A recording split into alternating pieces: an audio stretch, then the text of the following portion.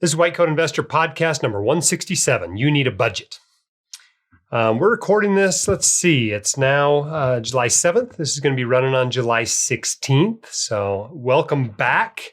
It's always nice to have a short interval in between the time we record and the time you'll start listening to this. It helps us be a little bit more current. I think some of you have noticed in the past when we got a little further away, a little more space between our recording date and the date it runs. You can especially notice that in times of rapid social, medical, or economic change. But we're trying to record a little bit closer to the time these go live. Our sponsor today is Contract Diagnostics. They're a longtime advertiser with us here at WCI. I love this company as they've helped thousands of white coat investors get a fair shake when it comes to reviewing and understanding their employment contracts. It's all they do there. All contracts are reviewed by an in-house attorney and presented in a simplified way back to you. Their easy online sign-up, custom documentation, proprietary compensation data, as well as weekend and evening hours, they make it easy for your schedule. All packages are flat priced, so you know what you will pay up front. Residents and fellows can even make interest-free payments over time. So look them up, contractdiagnostics.com, or call 888-574-5526. They're reviewing many 2022 contracts already. If you don't need a review, they can just provide compensation data for your current position. Again, contractdiagnostics.com. All right, thanks for what you do. I don't know about you guys, but we feel like the pandemic has finally arrived here in Utah. And I think a lot of people are seeing the data as the pandemic spreads from our coastal cities to our southern and western cities like us here in Utah. But it's interesting. We're now, regularly running codes on COVID patients and seeing our units fill up. We're not quite having to have extra ICUs opened up, but we're certainly seeing it now, whereas we were not for a number of weeks or even months at the beginning of this. So those of you on the front lines out there, I'm with you. And thanks for what you do. It's not easy. Our quote of the day today is from William Feather, and it's a very appropriate one for the discussion we're going to be having. He said, "A budget tells us what we can't afford, but it doesn't keep us from buying it." A couple of things I want you to know about before we get into our interview today. If you haven't seen it yet, we have a new recommended page. This is what I call the retirement plan page. And if you go there under our recommended tab at whitecoatinvestor.com, you will find people that provide retirement plans for small businesses. If you need a 401k, if you need a defined benefit plan, etc., for your practice, for your partnership, whatever, these are the folks I trust that can put those plans together for you at a fair price. In fact, we are working through putting together a white coat investor plan, as we'll have employees here shortly. And so we got to change from an individual 401k to a real 401k. And these are the folks we work with to try to sort this out and to get this in place for us. So I have no qualms whatsoever recommending them to you. Other things you'll find on that page are self-directed individual 401k and self-directed IRA providers. So if you're interested in getting into private real estate investing using retirement accounts, you need one of these accounts. You're not going to be able to do that at Vanguard or Fidelity or Charles Schwab or whatever. Also, some recommended HSA providers there. If you need a health savings account and you're able to use one aside from the one your employer offers, that's a place you can go to find those as well. The other thing I want you to know about is that we are putting plans in place for WCICon 21. This is going to be the first week of March. Next year. Now, obviously, we don't know which direction this pandemic is going to go. It's possible we may have to push this a year, but we got to start planning now or it's not going to happen for sure. So at this point, I'm putting out a call for conference speakers. If you would like to speak at the conference, here's how you apply. You go to whitecoatinvestor.com/faculty app, APP. And you can basically apply to speak at the conference. There's going to be 3 tracks as far as the breakout sessions go this time. There's going to be a wellness track, and then there's going to be a track aimed at the basics, and then a track that covers advanced topics. So you'll have to choose which one of those you're applying under when you apply. But you can submit multiple applications to speak. And put those in there. But if you're going to apply for the wellness track, your talk has to qualify for continuing medical education and dental continuing education. So keep that in mind as you put in your objectives and your summary of the talk. Very important. Without that, you're not going to be selected to speak in that track, I can tell you right now. But otherwise, I'd love to see new speakers. We've had some great speakers in the past. I'd love to see them reapply.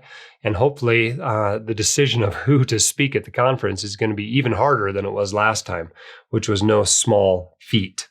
All right, we're going to have a great interview today. Let me get our guest on the line and introduce him.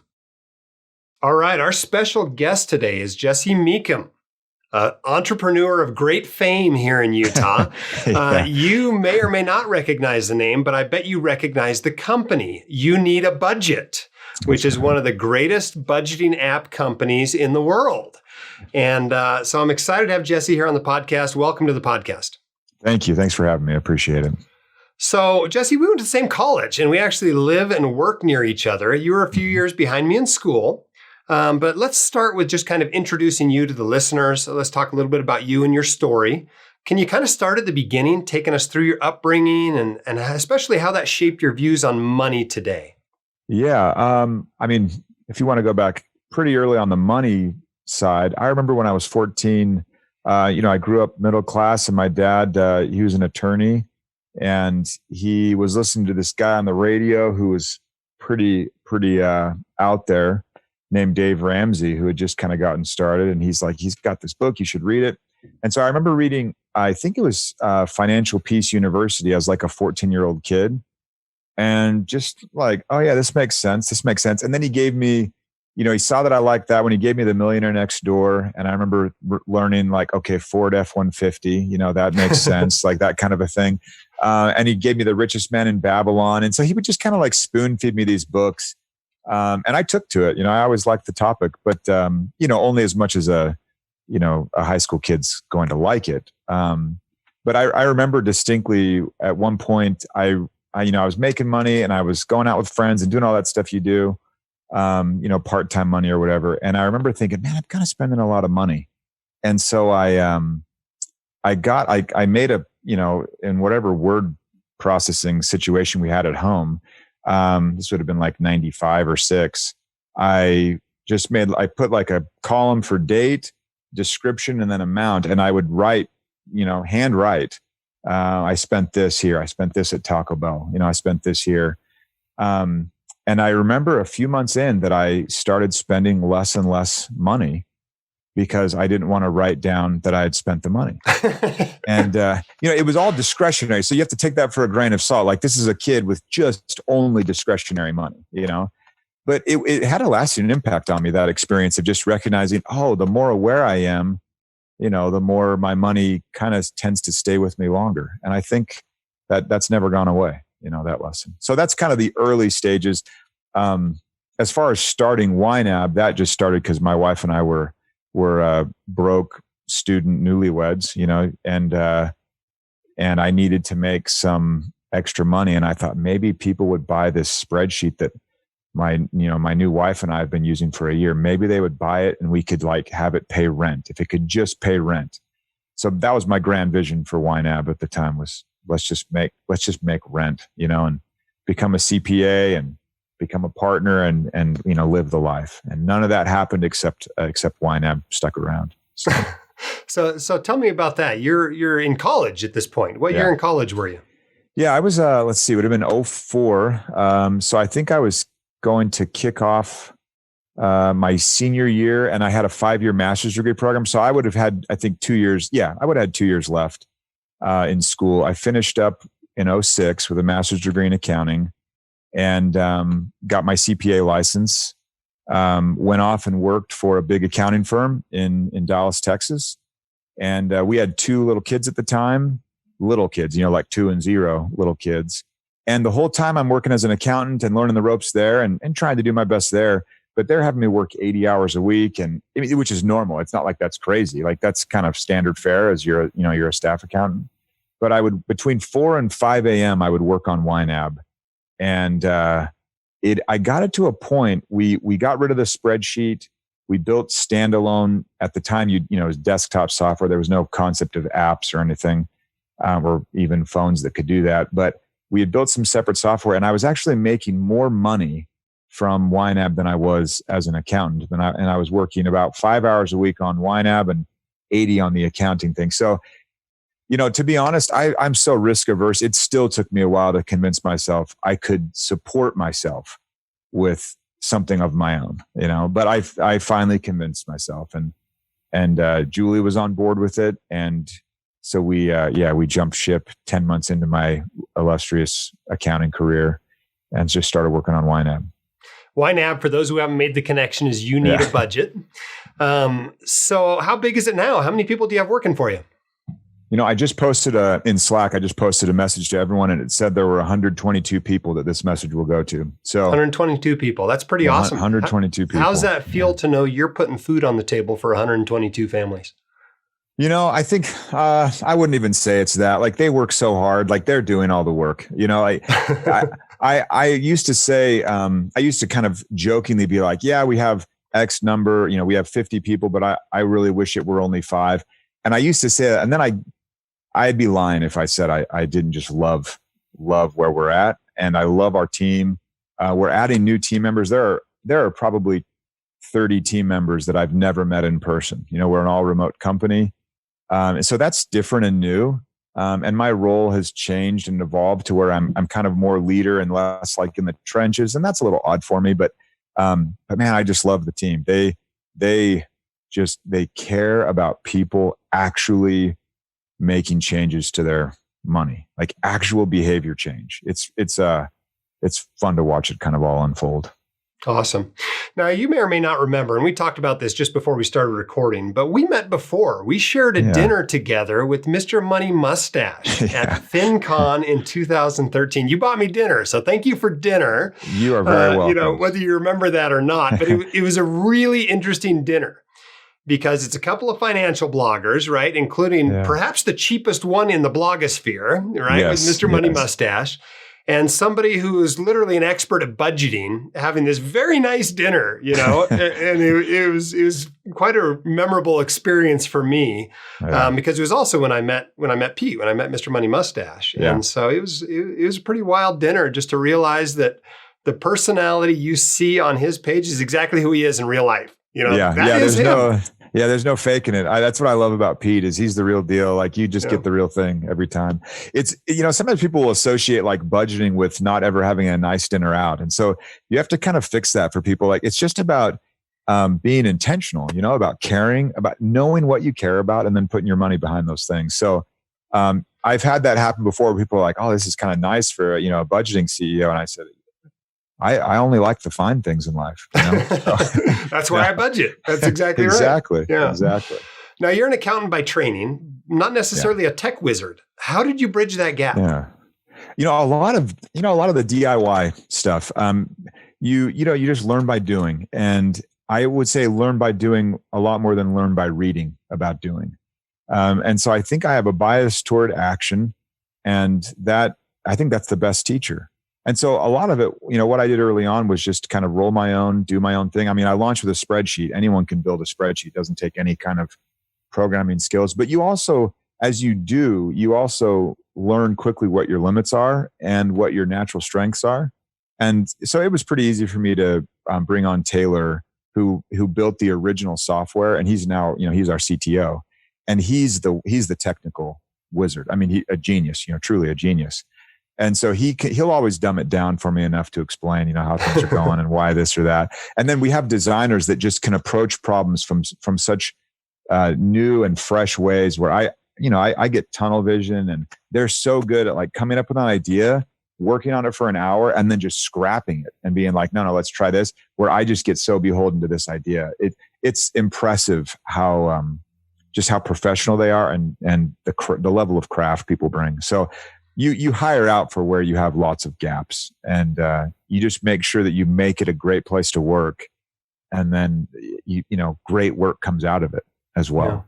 Yeah. So. You find yourself pinching yourself, thinking back to running this thing off a dining room table and realizing where it's gone to. Yeah, it's crazy. There's always something to do. Everything's iterative. So you'll examine someone's trajectory and you'll say, wow, like look at them here, but they don't see like the daily mundane grind of the whole thing. So the whole thing it's a 16-year, it's been a 16-year, I won't say slog, but just heads down effort, focused, trying to stay in our lane as far as recognizing what we do well, trying not to just go after every new shiny thing, picking our battles, and trying to figure out the job that we're really being hired by our customers to do for them.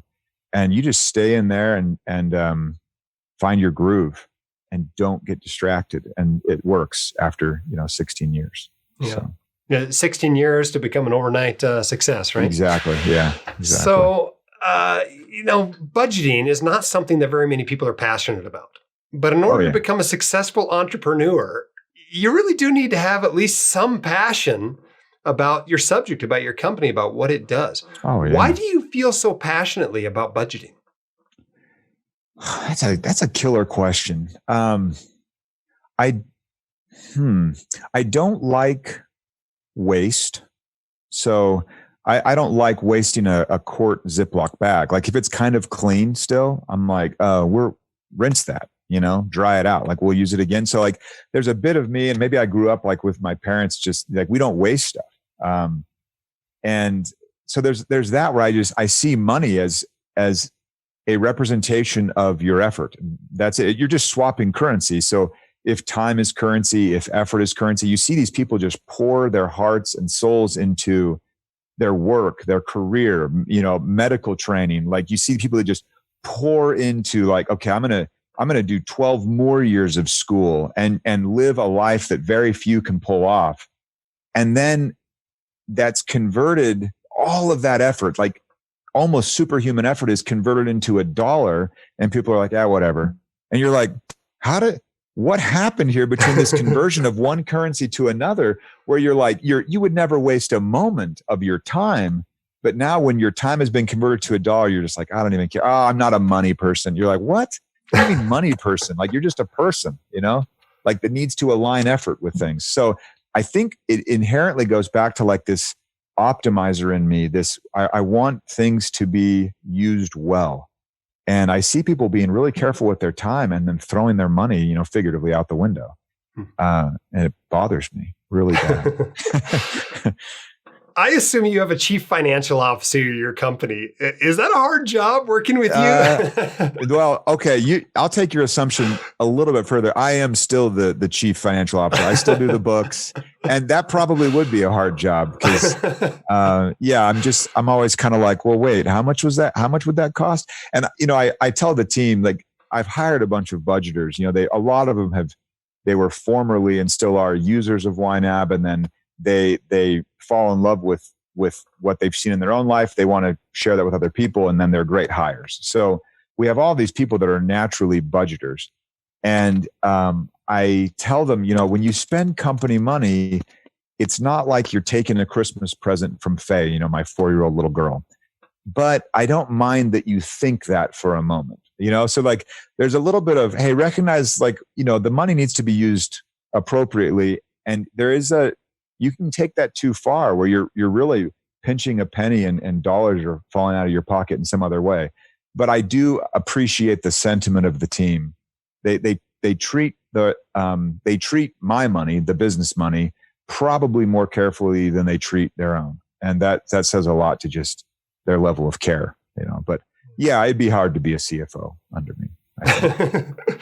Now I have a pretty unique audience. Most of my listeners are high income professionals. Mm-hmm. Vast majority doctors, physicians, dentists, etc. If they don't already have a high income, they soon will. $150,000, $200,000, $300,000, $400,000, $800,000, whatever it might be. Do you think they have a greater or a lesser need to budget than a typical American? Greater, yeah, because the potential for positive impact is so much higher. So you have someone that's making, let's say, 50. And you think, oh man, if we optimize this, that person can maybe live on 40, right? And they can make progress, and they can. They'll make progress. I would encourage them to try and make more money, but they can definitely make progress under 50. You get someone making, let's say, 500. The kind of progress we're talking about them making would be so much more. It's just a bigger lever, and that lever can be used for far greater things. So I could have a pretty good impact with a small company of 20 people. But now when you talk about, a team of 122, there's just greater impact there. And so when you're talking about a flow rate that is that fast, you can divert more to achieving greater things. And that's where the win becomes disproportionately more valuable for the higher earners. So it's the opposite of what people think. It's like, oh, I don't need to watch what I spend. Well, maybe you don't need to watch what you spend very carefully, but you should certainly be extremely intentional about where you point that fire hose, because it can be powerful if you let it. You know? Awesome explanation. And the fun part about it is something like you need a budget is the same price for a higher earner versus a low earner. It doesn't. The price doesn't go up with higher income. we should look into that and be like, just pop up, be like, hey, we think you could swing this, so we're gonna bump it up. No, it's true. I mean, I liken it to someone that has this fire hose with all this water pressure. You shoot that in the air, it does nothing. You might feel it come down a little bit, but it's just everywhere. But man, you point that in the right direction, you got to be careful almost how effective it can be, Yeah. So that's those high earners, they have such an opportunity to really just, whatever it is they want to do, they can do it big, do it well. Now let's talk a little bit about your budgeting philosophy, and that's built into the software, really. There's 4 rules to it. Can you tell us what the 4 rules are and why they matter? Yeah, the first rule is really the only rule. Every other rule is just a function of that first rule. But the first rule is to give every dollar a job. And all we're saying here is figure out what you want, what you care about, and make sure your money is doing that. But you also, if you want it to go to A, it can't maybe also go to B. And we introduce this idea of trade-offs through classic zero-based budgeting, where you're always making trade-offs. And the one thing we're trying to fix across all of society is this idea that you can do something and not be doing a trade-off, where you always are. So if the doctor, I'll use the stereotypical doctor from like Millionaire Next Door or whatever, if the doctor wants to buy a boat, the doctor can buy a boat. And that might be great. But there is a trade-off being made. And is the doctor aware of the trade-off? If she is, great. But if she's not, we have a problem. So all we're trying to do with rule 1 is just surface that every time you do one thing, you're not doing another. It's cool to do the one thing. It's great. It might be right, but be aware of those trade-offs. So that's the magic. That's all it is surfacing that decision for people so that they make the right one, And the same thing, you could say, well, I want to do this thing. Like I want to go on a trip. And you say, well, did you know that because you went on that trip, you won't have money for your transmission that's going to blow in 2 months? Would you have still gone on that trip? And people will say, oh, no, I wouldn't have. Well, you were making that trade-off. So all we're trying to do is just get them to give every dollar a job and make sure they're very aware of, if you do one, you can't do another. Rule 2 ties into that, because we're talking about giving a job to larger, less frequent expenses. A trip you want to take, student loans you need to pay off. Actually, that hits monthly, so that wouldn't even necessarily apply. Property taxes that are due. Christmas seems to surprise people, even though, as far as I can tell, it's always, it's pretty consistent as far as when it arrives. But so then when you're presented with I use sushi as my extravagant example. Don't read into that. But if someone, if somebody say, hey, let's go get sushi, and you're looking at your restaurant category and you're like, okay, I've got $25 in there, I'll just spend from something else. Or worse, you look at your checking account balance and you're like, oh, I've got $9,000 in there. Of course I can go do sushi. Well, in what you really should have been evaluating is, should I go to sushi or should I make sure my Christmas fund is being funded? That's the trade-off that's actually happened. Sushi or Christmas for the children, And when people are presented with those decisions, they may still elect to be like, yeah, I'll go out with the buddies. I'll catch up on Christmas next month. Easy, no problem. Or they may say, oh, I'll do it a little different. But they're still making a trade-off. We're basically allowing, with rule 2, we're allowing the future you to walk back, and be like, hey, before you make that decision, just let me give you an FYI about what I'm facing here in 6 months. Would you still make that same decision? And it turns out you don't need a fancy education. You don't need to be good at math. You don't need any of that. When you present anyone with just these simple trade-offs, they make the right decision. I never see it otherwise. So that's that second rule. The third rule is kind of funny that we have to make it a rule, but you set up the plan and then you're allowed to change the plan if you need to, So, and you said you work ER, right? That's right. Okay. So this is a classic example. You get a patient that comes in, you're already starting to process information. You're getting the download, right?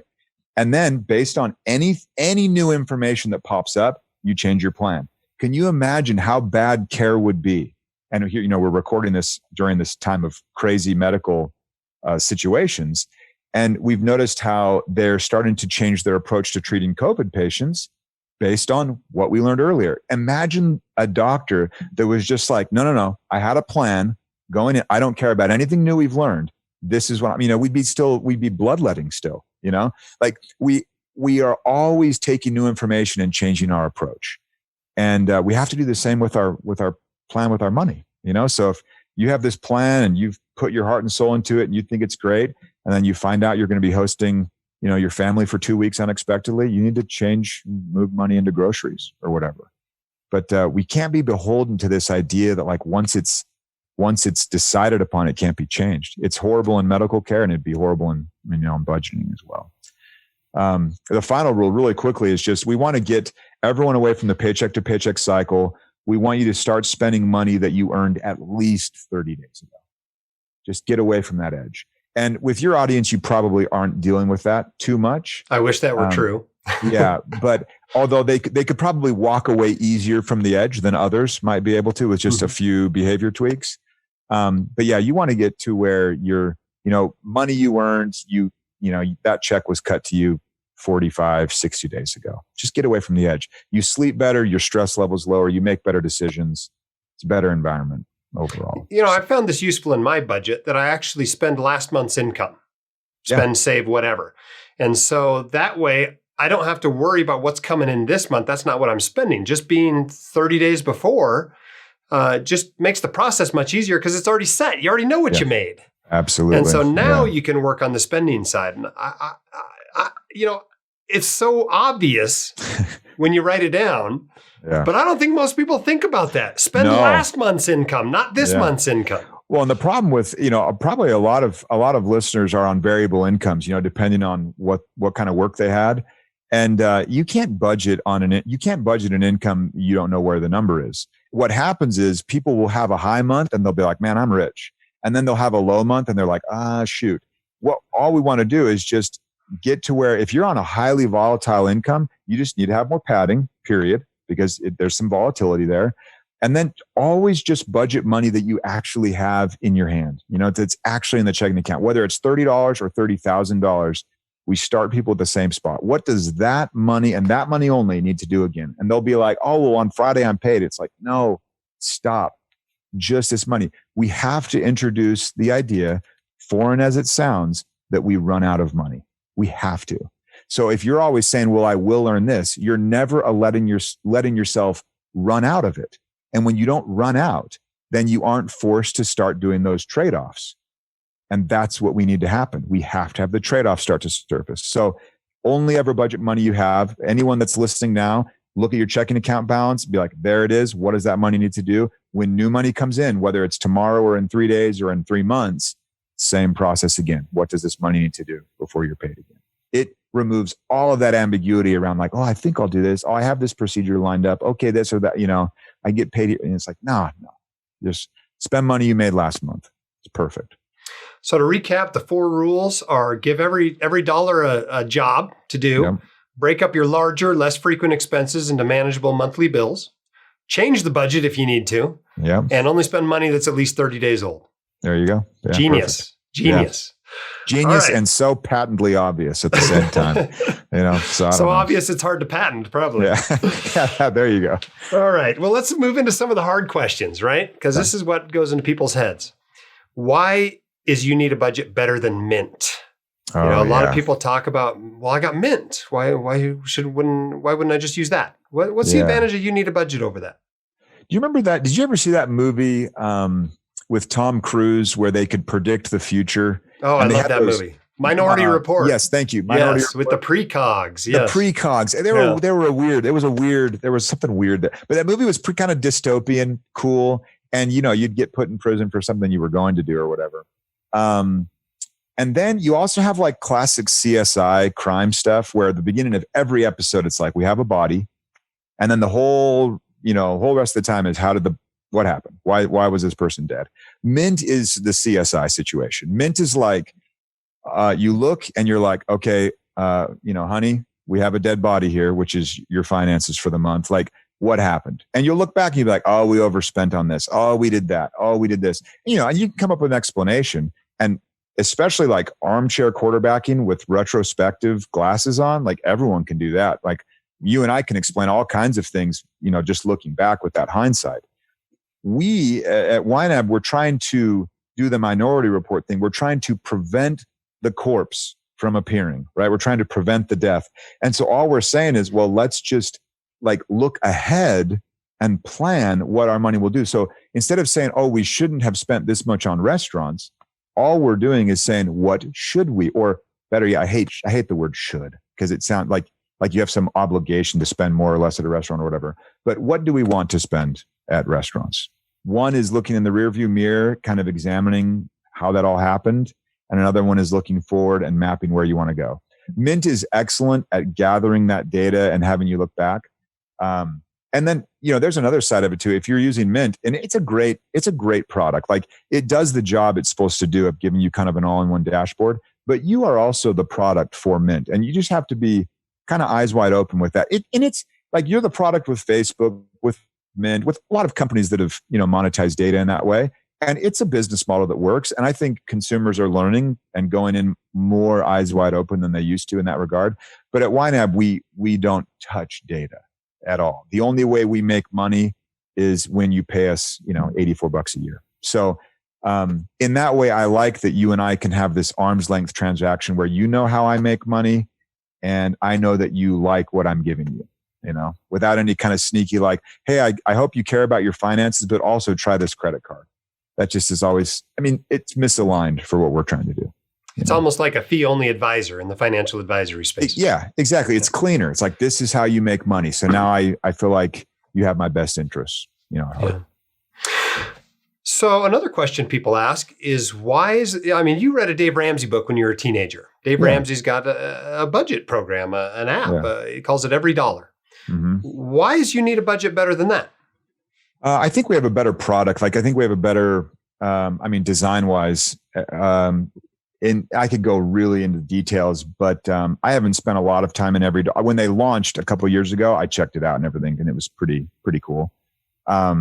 Far better than what they had offered before as far as promoting cash and things like that. I think that ship sailed, years before, but I haven't looked at it recently, so I can't speak to specifics or anything like that.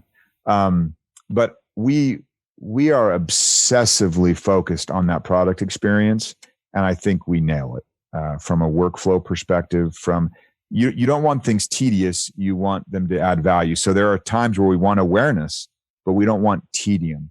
And we have a lot in the works that I think will just keep edging us away from product quality. To be fair, like I think Dave Ramsey's his business is so massive. So while I get to focus on this tiny little area, this one thing we make money one way.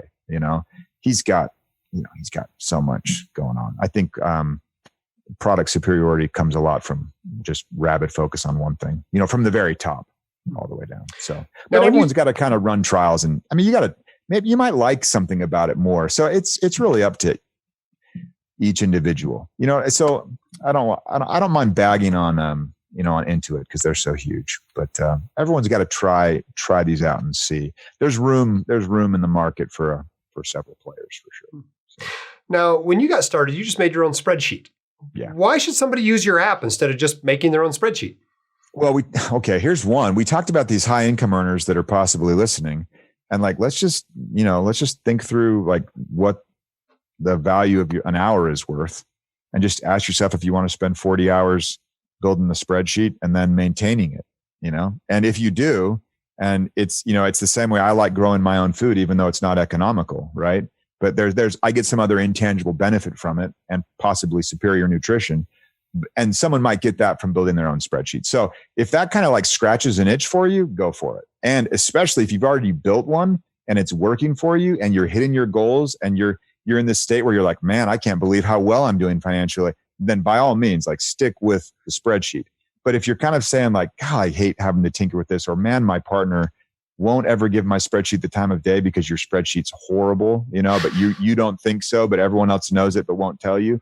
So there are some things that you may consider, that you might just say, I'm going to outsource this bit of management and let some pros handle it. But again, if you're hitting goals and it's working, don't change anything. Some advocates, particularly in the financial blogosphere, talk about being anti-budget, and they say, well, just pull all your savings off at the beginning and spend the rest. What's your response to that approach?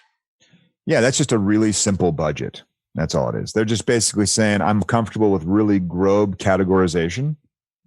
They might have such a high level, they might have a high enough income where they can get away with that. As incomes get lower, you have to be more careful. And as you get categorization or jobs that are more granular, it provides information for you to make better decisions. Some people may just say, if my budget is just saving this, giving this, and spending the rest, and they have enough cushion, that they can totally do that. It's not anti-budget. It's just a very simple budget. And it really only works with people that have lots of cushion, because then when a car repair comes, they're just like, oh, well, that's unfortunate, but I'm sitting here with 18 grand in my checking account. It's fine, But other people need to be setting aside money intentionally for car repairs, because they're making those trade-offs, and they have to recognize that they are trading off to not be able to make the car repair if they spend over here. Someone that's more flush, which is quite a place to be, they just don't have to worry about it. You see the anti-budget, those overly simplified budgets with high income individuals. But when it gets down to the lower income, it's not disingenuous, but it's not good advice to not have them start to be more thoughtful about incoming larger expenses and the trade-offs that they're required to make. So I have a very grobe high level budget at this point. It works. We're hitting our goals. So I'm probably more in that camp than people would expect. But, I don't have a toothpaste category, so. Very nice. Very nice. Now, I was looking at the site in preparation for this interview, and I see that You Need a Budget is now on Alexa. I'm curious if it yells at you when you overspend. She doesn't have a yelling option yet. Like, that would be cool if you just could toggle a switch as a developer. But yeah, you can ask her like, hey, Alexa, I just spent $20 at Walmart on groceries. And she'll say, okay, yeah, I put that in. And so she'll record the transaction for you. Or you can say how much is in groceries, and she'll tell you too. Caution though, like your kids can ask how much is in Christmas. Your friends can ask like how much is in Jesse's woodworking budget, and find out things you may not want them to find out. So she'll blather on to anyone that asks. So you just got to be careful there. But it's pretty cool tech. I mean, it's early stages with voice UI, but I'm hopeful that it'll get better and better. So some people might say the budgeting is just common sense. But yet so many people don't seem to be able to figure it out without some kind of help from an app like yours. Why do you think that is? I think people approach budgeting incorrectly. So I don't know if it's the app so much as just the mental model. They think that budgeting means dieting, and it doesn't. It just means planning. And they think budgeting, means restriction. Like I should spend less. If I'm budgeting, I should inherently spend less. And it doesn't mean that. It means you should spend guilt less. They think that when you budget, you're forecasting. You're always saying, "Here's what I will spend. Here's what I will earn." And it's not that. It's about allocating current dollars that you have on hand. If they're in a shared financial situation, some will think that budgeting is kind of like. They kind of weaponize the budget against the other person and use it as a little bit of a browbeater, which is very unfortunate and not at all advised. On the flip side, you have people that won't ever accept that they should budget, and they're in a shared finances situation because they think it means that they can't ever spend, and that's just not correct. So if you're sharing finances, it's still only about just what do you guys have in common and what's your plan for that, and make sure you're on the same page financially. But all a budget is a common language between two people about what the money's going to do. It's not, never ever use it to wag your finger. It's not going to be effective at all. But budgeting really, for the most part, it's just done incorrectly. And I don't think our app is excellent, but the way we teach people to think about how they should manage their money, that's where the magic's really happening. So many great quotes in there. Budgeting is not dieting, it's planning. That's awesome. It's not spending less, it's spending guilt less. So there's a lot of truth, a lot of pearls you're dropping on us there. I appreciate that. So you've been a very successful entrepreneur. What advice do you have for the entrepreneurs in my audience? I touched on it a little bit. I think in this day and age, this is probably more relevant than it would have been 20 years ago. But when you want to start something now, you almost have to Google like how to start something, or how should I feel about wanting to start something, or do other people want to start something like me? Like all these weird validations that we search for. Or then we also are searching for like the best way to, we're so afraid of just doing. And it's like, well, I got to know the best way to do this. Like I'm a horrible woodworker, but I've learned the most when I actually start cutting wood, gluing things together, trying to unglue them, fixing mistakes, than I do watching how to do those things. And we have so much information at our disposal that it actually can really move us into this state of just constant information gathering instead of doing. And I am genuinely grateful that I started this business at a time where my first thought wasn't, wait, what's the best way to sell a spreadsheet? What's the best way to, it was just, I need $350 a month for rent. I'm going to build a website. I'm going to start. I made so many mistakes, and none of those mistakes mattered, except they just taught me things. So my advice to any entrepreneur is read less and do more. And you will learn lessons that will stick with you far longer. I mean, here we are on a podcast. Like you can podcast yourself to death, like there is a podcast for like the niche of the niche of the niche group of people now. And we got to be careful that we are not just sitting there consuming, but that at some point you pull the curtains and you're like, I'm going to create something now, It feels risky. It is risky, but that's where all the learning and reward happens. So that's my advice to the entrepreneur. Bias toward action, In a lot of ways, you were in a similar situation to a physician that's thinking about some sort of side gig or starting a business or some sort of entrepreneurial hustle. And you had to step away from a very solid, reputable, safe, high-paying career. And step out into your entrepreneurial pursuit. How did you make that decision? You mentioned it was 10 months in. Was it simply that you needed more time to do it, or was it that you were making so much more money with the business that it just seemed silly to be going to work as an accountant at that point? It did seem a little silly. I actually had to go. I talked with an advisor through my church. He was a successful, he was like what you'd call the pastor of our church. And I went to him, and we had just moved in. I didn't know the area at all. And he didn't know me. And he was just used to we actually were an area with lots of med students, lots of consultants. And so lots of young families and things. And he didn't know me from anyone. But he, being the religious leader that he was, I knew that he had to take my appointment, right? I knew he was a very successful businessman. So I was like, well, this is perfect. He has to take my appointment. And he's a really brilliant business guy. He was, part-time kind of unpaid clergy. So I set up an appointment with him. And only in hindsight do I realize he thought I was going to unload some heavy problems I had, or, here's this young guy with this young wife, 2 little kids. What has he done that's horribly wrong that he needs to help me fix and counsel me out of and things? And I basically sat down with him and said, I have this little side gig. And he's like, go on, what side gig do you have?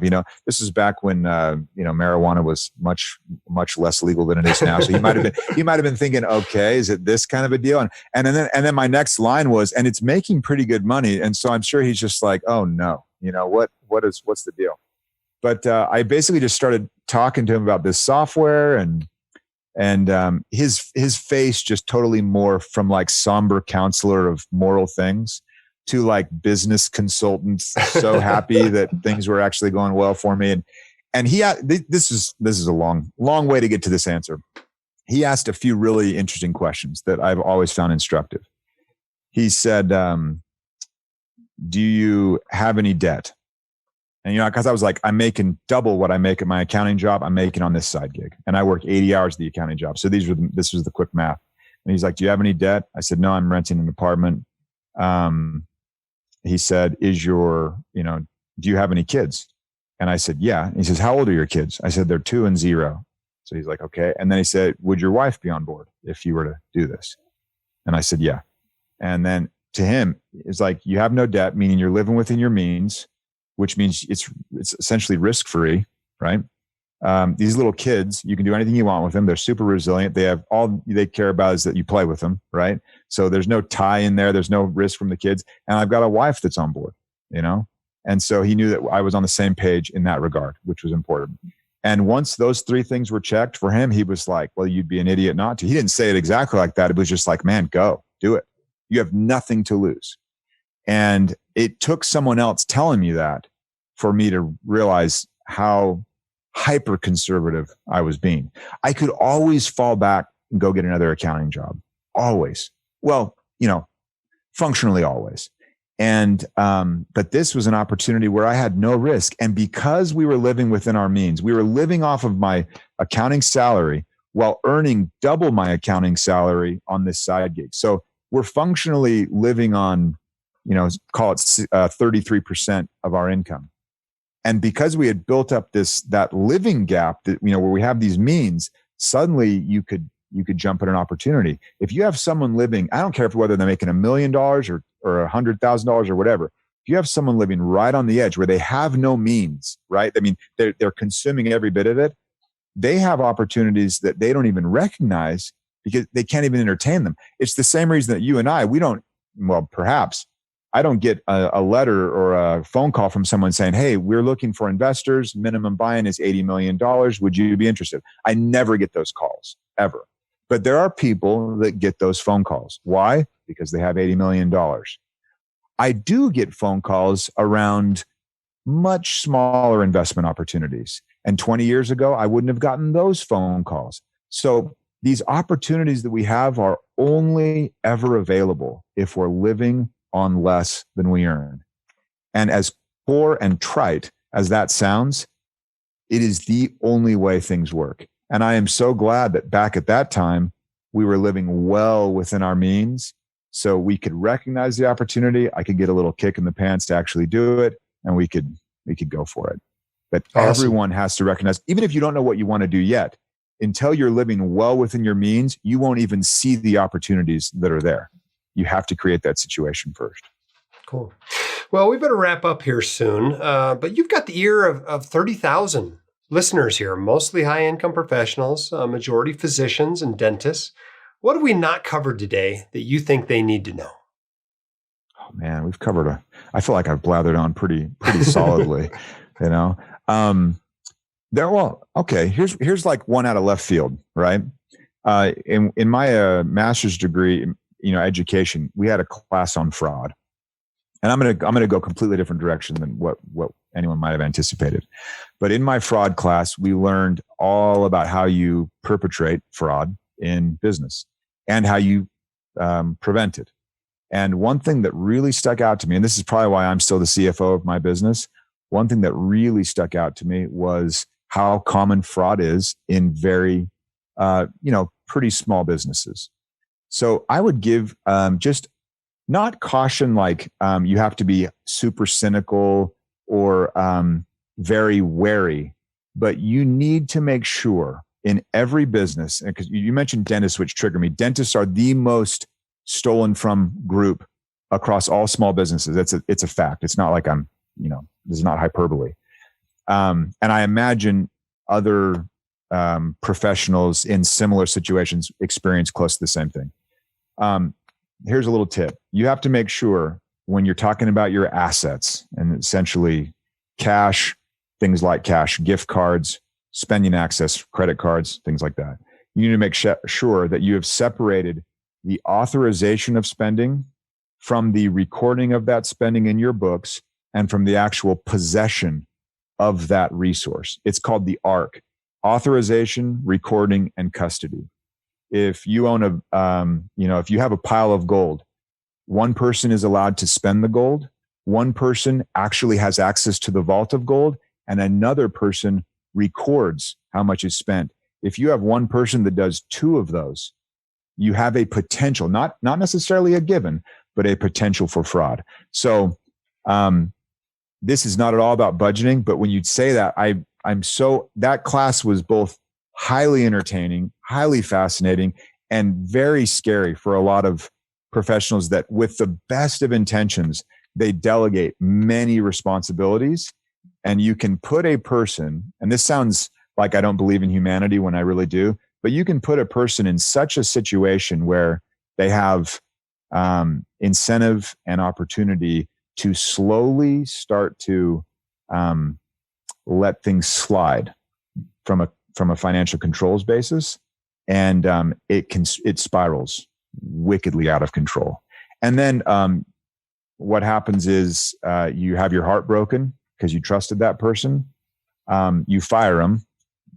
They might get kind of blackballed in some form or another, but it basically doesn't serve anyone well at all. So that surprised me, because that wasn't what I would have probably said in any other podcast. But in this instance, it is very relevant. So it's just ARC: authorization, recording, custody. If you make sure that someone's doing each one of those individually, you're golden. Awesome. Thank you for sharing that. And thank you so much for coming on the White Coat Investor podcast. This has been an interview with Jesse Mecham. He is the founder and CEO, and as we learned, CFO of You Need a Budget.